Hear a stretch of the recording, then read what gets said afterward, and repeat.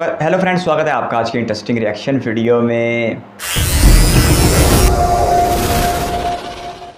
दोस्तों इंडिया ना अपने रेलवेज और एक्सप्रेसवे के डेवलपमेंट में तो काफी अच्छा काम कर रहा है, लेकिन एक ऐसी चीज है दोस्तों जो इंडिया में सबसे ज्यादा यूज की जाती है, लेकिन फिर भी हमारे देश में उसकी डेवलपमेंट के ऊपर काफी कम ही बात होती है। दोस्तों हम बात कर रहे हैं इंडियन बस ट्रांसपोर्टेशन की। मेरा नाम है योगेश और स्वागत है आपका फिर से मेरी एक यूनिक वीडियो में। अभी कुछ समय पहले ही गवर्नमेंट ऑफ इंडिया ने 5000 इलेक्ट्रिक बस के लिए कॉन्ट्रैक्ट निकाला था, जिसमें टाटा और जेबीएम जैसी बड़ी कंपनी ने भी इस कॉन्ट्रैक्ट में बिड करने से दूरी बना ली, क्योंकि इन कंपनी को ना एक डर था कि उन्हें टाइम पर पैसा नहीं मिल पाएगा। क्योंकि दोस्तों इंडिया में जो स्टेट बस सर्विस है ना वो काफी लंबे टाइम से लॉस में चल रही है। अभी अगर आप इंडिया की रोड पर चलने वाली बसेस की हालत देखोगे ना तो आपको समझ आ जाएगा कि बसों के मामले में हम बाकी दुनिया से कितने पीछे चल रहे हैं।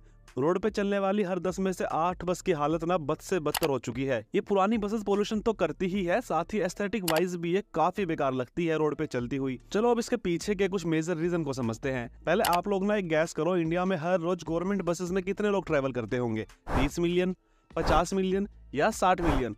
दोस्तों आप जानकर थोड़ा शॉक हो जाओगे, बट इंडिया में आज भी 70 मिलियन से ज्यादा लोग बस में ही ट्रैवल करते हैं। जबकि डेली पैसेंजर की बात रेलवे के हिसाब से करें तो इंडियन रेलवेज में केवल 24 मिलियन लोग डेली बेसिस पर ट्रैवल करते हैं। देश में अलग अलग स्टेट गवर्नमेंट के अंडर लगभग 3 लाख बसेस रोड पे चलती है, जबकि कुछ एस्टिमेट और न्यूज में सामने आया है कि इंडिया को कम से कम 30 से 40 लाख बसों की जरूरत है। चलो आपको एक एग्जाम्पल बताते हैं। चीन में जहाँ 10,000 लोगों के लिए 60 बसेस है, वही इंडिया में 10,000 लोगों के लिए केवल 4 बसेस है, और उन 4 बस की हालत भी सच में बिल्कुल ठीक नहीं है। और इतना ही नहीं, ये सब पता होने के बाद भी हमारे देश में जो एनुअल रोड और ट्रांसपोर्ट बजट है उसमें से केवल 1% ही हम बस के लिए देते हैं, क्योंकि पब्लिक ट्रांसपोर्ट है ना वो गवर्नमेंट के लिए कभी प्रॉफिटेबल होता ही नहीं है। बैंगलोर जैसे सिटी में जहाँ वेल डेवलप्ड मेट्रो सिस्टम है, वहाँ भी लगभग 45% लोग बस से ही ट्रेवल करते हैं, क्योंकि बस है ना सबसे सस्ता ट्रांजिट सिस्टम होता है किसी भी सिटी का। फिर भी हमारे बसों की हालत रेस्ट ऑफ द वर्ल्ड काफी बेकार है। आज भी इंडियन सिटी में 70% बसेस नॉन एसी है, और सिटी से बाहर छोटे कस्बों और गाँवों में तो आज तक एसी बस पहुंच ही नहीं पाई है।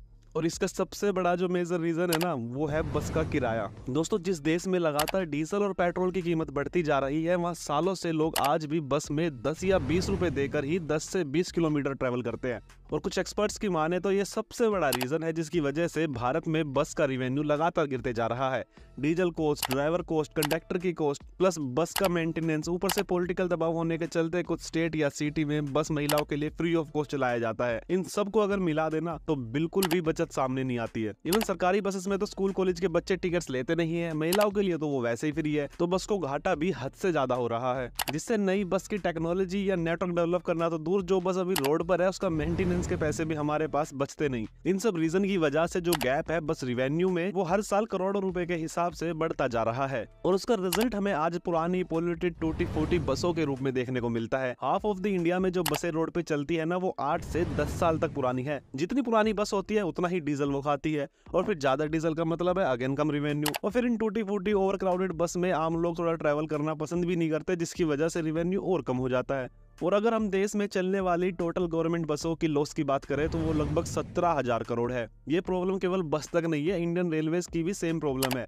एक minister of state of railway के अनुसार जब रेलवे 1 रुपए खर्च करती है तो उसको 55 पैसे का लॉस होता है, लेकिन रेलवे फीड सर्विस देती है प्राइवेट सेक्टर को, जिसकी वजह से रेलवेज का तो लॉस कवर हो जाता है, लेकिन बस के पास ऐसा कोई अल्टरनेटिव ऑप्शन नहीं है। ज्यादा से ज्यादा बस पर एड के जरिए पैसे कमाए जा सकते हैं, लेकिन वो भी कुछ शहरों तक ही सीमित है, और शहरों में भी ये लिमिटेड ही है, क्योंकि कोई भी ब्रांड अपने आप को एसोसिएट नहीं करना चाहता पुअरली मेंटेन मशीन्स के साथ। देखो इन सब बातों का कंक्लूजन केवल यही है कि एक बार गवर्नमेंट को थोड़ा बजट बस ट्रांसपोर्टेशन पे लगाना पड़ेगा, और ज्यादा से ज्यादा इलेक्ट्रिक बसों लाना पड़ेगा विद गुड टेक्नोलॉजी, जिसकी वजह से एटलीस्ट फ्यूल कॉस्ट तो बच सके, और अच्छी नई बसों पे ब्रांड भी इजीली मिल जाता है। और दोस्तों अगर फैसिलिटी अच्छी होगी, बस अच्छी होगी, तो लोग किराया भी अच्छा देने में पीछे नहीं हटते, क्योंकि ये इंडिया है दोस्त। यहाँ पटरी पे लोग 10 रुपए की चाय पीते हैं, लेकिन वही लोग कैफे में जाकर 50 या 60 रुपए की चाय पीना भी जानते हैं। अगर आप सर्विस अच्छा दोगे तो लोग अच्छा पेमेंट भी देने के लिए रेडी है। अब इस पूरे वीडियो के बारे में आप क्या सोचते हो मुझे कमेंट करके जरूर बताओ। अगर आपको वीडियो पसंद आई तो प्लीज मेरी वीडियो को आप लाइक करो। भारत में रेलवे रोज़ बरोज़ बेहतर हो रही है। इसके साथ साथ भारत के 17 शहरों में 18 शहरों में मेट्रो चलाई जा रही है। अब तो भारत में आरआरटीएस का भी इफ्तिताह बहुत करीब पहुंच चुका है। इसके साथ साथ भारत में जो वंदे भारत की सूरत में पूरे भारत में रेलवेज़ का एक शानदार नमूना पेश किया जा रहा है, वो बहुत ही ज़बरदस्त है। यहाँ तक तो ये बातें सुन के बहुत ज़्यादा अच्छा लगता था, लेकिन आज इन ट्रांसपोर्टेशन को लेकर एक ऐसी बात सुनने को मिल रही थी भारत के हवाले से जो बहुत ही नामुनासिब थी और तवक्कुआत से बहुत ज़्यादा बरक्स भी थी। बता रहे थे कि भारत में बसों की हालत बहुत ज़्यादा ख़राब है और बसों को लेके भारत में बहुत ज़्यादा पसमानदगी भी देखने को मिलती है। जो बसें आज रोड के ऊपर इस्तेमाल हो रही हैं वो 8 से 10 साल पुरानी हैं, जिसकी वजह से एक तो उनकी खूबसूरती नहीं रह गई और दूसरे नंबर पर वो डीजल का इस्तेमाल बहुत ज़्यादा करते हैं।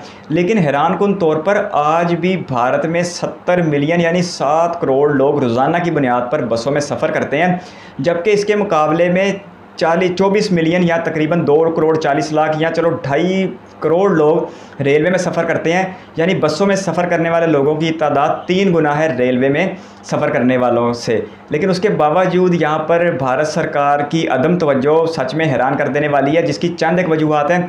पहली वजह तो ये है कि कोई भी प्राइवेट कंपनी बड़े पैमाने पर इस फील्ड में सरमायाकारी नहीं करना चाह रही, जिसकी मज़ीद आगे चंद एक वजूहात बताई जा रही थी कि कुछ रियासतों में औरत के लिए मुफ्त सवारी है, कुछ रियासतों में तालिब इल्म ही पूरी बस को मान लेते हैं और मेंटेनेंस के अखराजात भी बहुत हैं। फिर इसके साथ साथ कोई एहतजाज वगैरह होते हैं तो बसों को ख़तरात लाहक हो जाते हैं, जिसकी वजह से कोई भी अपने बिज़नेस को और अपने पैसे को ख़तरे में नहीं डालना चाहता।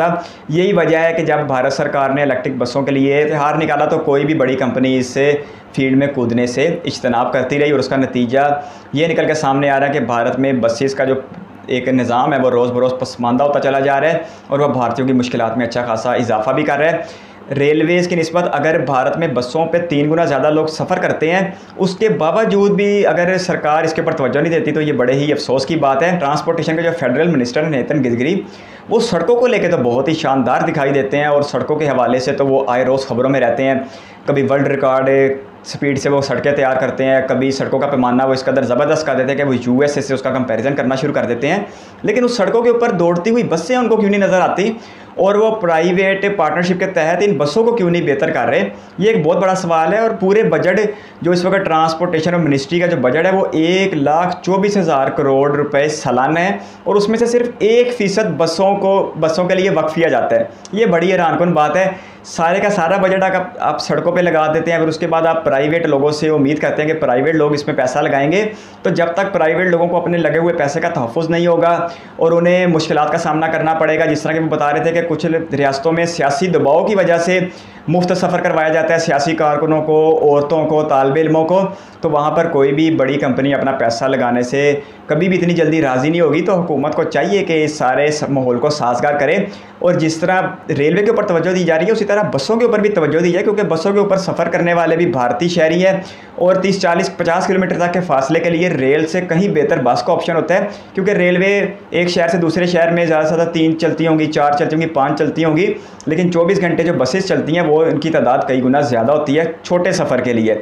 तो इसलिए भारत सरकार को इस पर बहुत ज़्यादा तवज्जो देनी चाहिए। और आज मुझे पर्सनली फ़र्स्ट टाइम सुनकर ये बिल्कुल भी अच्छा नहीं लगा कि भारत में बसेस का मेयार इतना ज़्यादा नीचे गिर चुका है, जो बिल्कुल किसी अफ्रीकी मुल्क के वीडियो क्लिप से भी पसमानदा दिखाई दे रहा था। क्योंकि इसी भारत में हमने वंदे भारत शानदार देखी है, मेट्रो शानदार देखी है, तो ऐसे में अगर भारत का ये रुख भी देखेंगे तो फिर अच्छा नहीं लगेगा देख के। तो मेरी इतनी लंबी चौड़ी तकरीर करने का मकसद ये हरगिज़ नहीं है कि मैं बतौर भारतीय आपको डिग्रेड करना चाहता हूँ, बल्कि हमेशा उन्हीं कौमों ने तरक्की की है जिन्होंने अपनी गलतियों की निशानदेही करके अपनी हुकूमतों को इस्लाह करने पर मजबूर किया है। तो अगर पढ़े लिखे भारतीयों की एक बड़ी तादाद हुकूमत की तवज्जो इस तरफ करवाएगी तो हुकूमत को ना चाहते हुए भी इस कैटेगरी के ऊपर काम करना पड़ेगा और भारतीयों को सड़क के ज़रिए बसेस के ऊपर सवार होकर बेहतरीन सफ़र मुयस्सर आएगा। और आई होप कि बहुत जल्द ऐसा होगा भी, क्योंकि रेलवे में भारत बेहतरीन जा रहा है, सेमी हाई स्पीड तक पहुंच चुका है, 180 किलोमीटर तक वंदे भारत पहुंच चुकी है।